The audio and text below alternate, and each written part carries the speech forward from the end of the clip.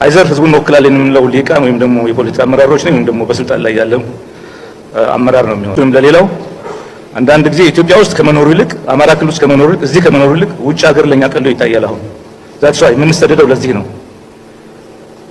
ምክንያቱም በየትኛውም ዓለም አንዳንድ ጊዜ የማናስተናግዳቸው ክስተቶች እዚህ ኢትዮጵያ ውስጥ ተስተናግዳሉ። ሌላ ቦታ ስንሄድ ደግሞ እፎይ ብለን እንኖራለን። ስለዚህ እዚህ ጋር መታረም ያለበት ስህተት አለ ማለት ነው። እሱን ማረም ተገቢ ይሆናል።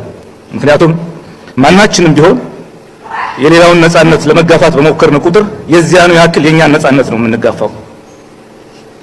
አንዳንድ ጊዜ ተስፋ የቆረጠ ማህበረሰብ ስንፈጥር ተስፋ ያላቸውን ድርጅቶችና ህልሞች ሁሉ ነው አብሮ የሚያመክነው።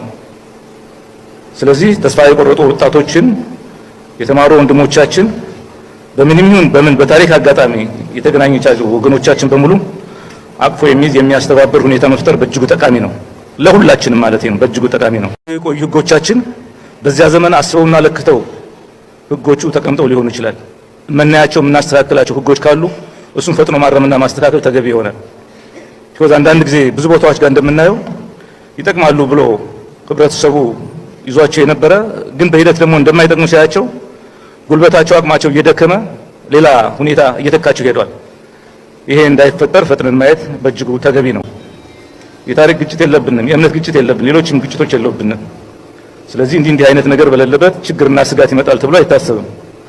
ግን ደግሞ አሁን ያለው መድረክ በሁላችንም ዘንድ አስቸጋሪ በመሆኑ ምናልባት ከስርዓቱ ያገለላቸውና የተነጠቁ ወገኖች ህልማቸው ዳር እንዳይደርስ የኢትዮጵያ ህዝብ ታግሎ መልክ ያስያዘው በመሆኑ ግን ደግሞ ጉልበትም አቅምም ሁሉም ነገር ያላቸው በመሆናቸው የኛን ሜዳ የጦርነት አውድማ ሊያደርጉት ያስቡ ይሆናል። ይሄንንም አካባቢ ደግሞ ግንባራቸው ሊያደርጉ ያስቡ ይሆናል። ሌላም ነገር ካለ እሱም ተጋግዘን በህብረት ማረም ነው ያለብን፣ ማስተካከል ነው ያለብን።